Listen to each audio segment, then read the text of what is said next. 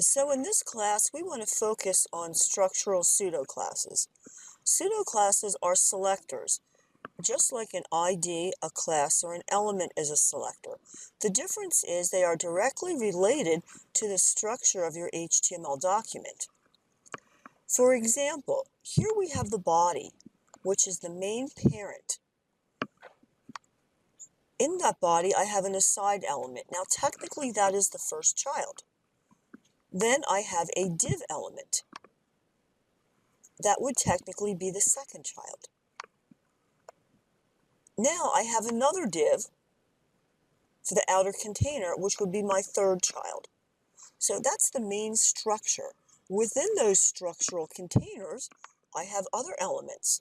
For example, inside my banner, I have two children. I have a div and I have a nav. Within that nav, I have a child, UL. Within that UL, I have LI children. Within that child, I have A children. So just like all selectors, you need to indicate the starting point, the main container, and then reference the child inside that in order to apply a style. So let's just play around with this so that you can get the hang of it. And I'm going to go down to our main container. And I'm going to go down to our sections. All right, so here we have 7 section elements. Now, inside this section, I have an H2 and I have a P. So supposing I wanted to access this H2. Now, this H2 happens to be the first child. It also happens to be the first of its type within this section. Now, we have, like I said, other sections that also have H2s and Ps. However, if you scroll down to section number 7, it does have an H2, but it has 3 children, divs. Now, within those divs, there are Ps and H3s. So here again, everything is contingent upon the HTML layout. There are no steadfast rules that you can automatically apply. All right, so we're going to access this H2 inside the section. So I'm going to use section as my starting element, H2 first of type. That is the selector. And I'm going to use the background color, always works well. Set that to yellow. And I'll save this.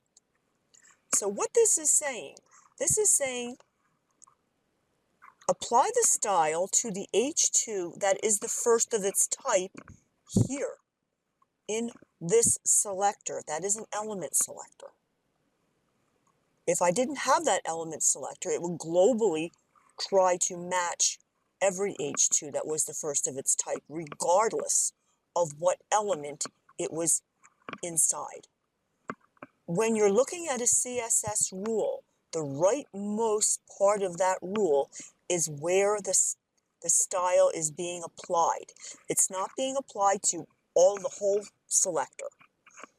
So you want to think of your selectors as paths leading to a specific part of your document. So if I save this, Control S, and I reload, there we are. Okay, we have a situation where this essentially is matched. This is a selector. All right, now if we were to say first child, let's hyphenate it, Control S, save that. In most instances, the first child is always the first of type. In some instances, the first of type will not be the first child. So let's change this to a P. And I'm going to say first of type. And before I reload my browser, let's take a look at our HTML. because here we have a P. It is the first of its type inside the section, but it's not the first child. We have that in 6 instances. If we scroll down further, we also have a P that is the first of its type.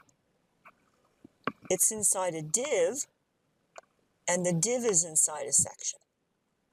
So let's see what we have over here. There we go. All right, so we have a little bit more matches here. So here again, this P is the first of its type. Even though it's inside a div, it is still technically inside a section. So structural pseudoclasses can be very tricky. Just because the syntax is correct, which it is, it doesn't mean that you have logically chosen it correctly.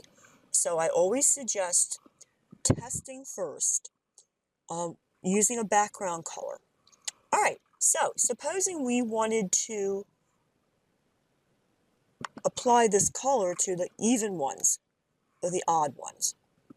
All right, so here is where we can pass parameters.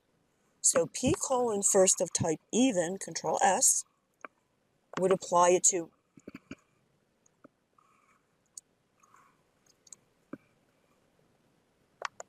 there we go. And we also can pass different parameters to the nth child.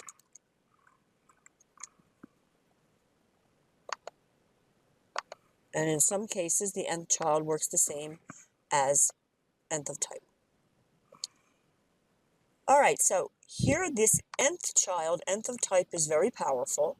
We also can access individual ones by giving it a numeric parameter. So here it will access the 4th one. So these are some of the concepts that will be employed in doing this assignment. Some other concepts will be using attribute selectors. So for example, if I wanted to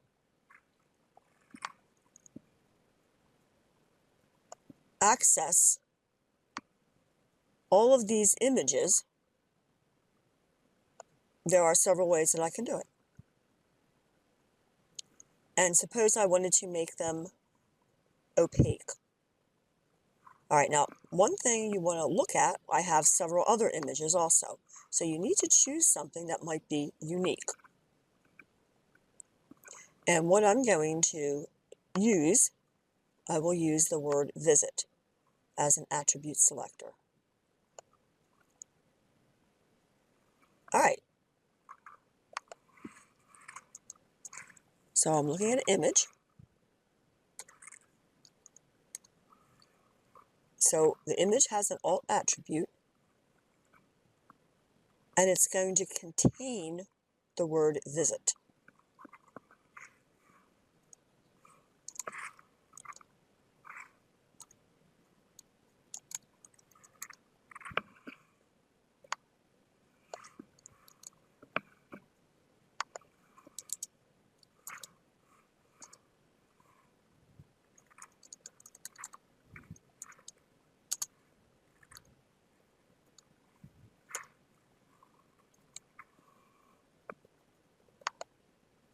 There we are. It did not affect our logo.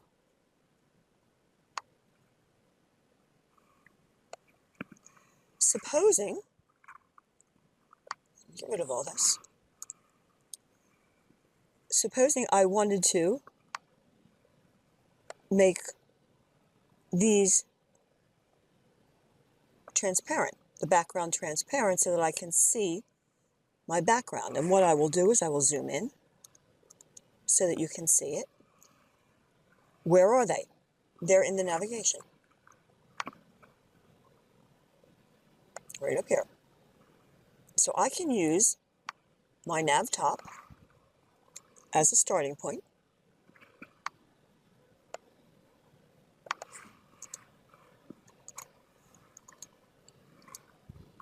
And I want the LIs.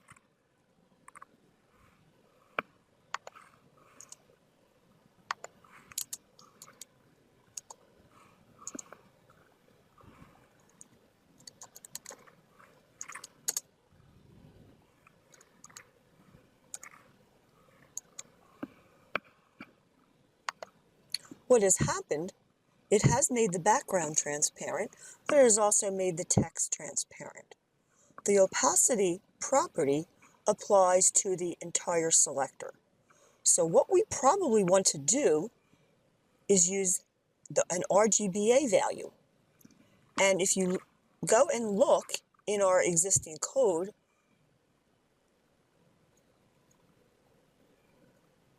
where is our background color? The background color is actually being applied to the A. So if we wanted to make that a little bit more transparent, we can use our RGBA value. I used 0.3, and I need to get rid of this down here.